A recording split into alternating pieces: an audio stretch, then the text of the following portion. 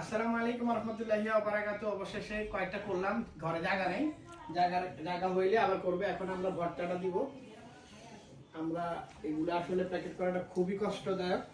এখন যাদেরকে ভালোবেসে দিতেছি তারা যদি কষ্টটা বুঝে তাহলে সার্থক।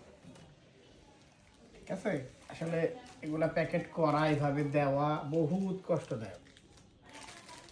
এই যে আমরা এখন প্রতিটা ইয়াতে ভর্তা ভরে দিচ্ছি, চিন্তা করে।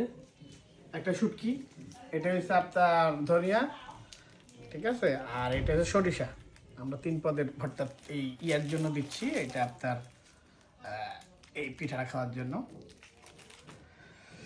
কত কষ্ট করতেছি বলেন, আজকে আর শরীর চলতেছে না, 3 দিন যাবত এটা চলতেছে। আপনার এখন জায়গা হচ্ছে না পিঠার, জায়গাটা হইলেই আমি এখান থেকে সরাই দিই, পিঠাগুলো সরাই দিব।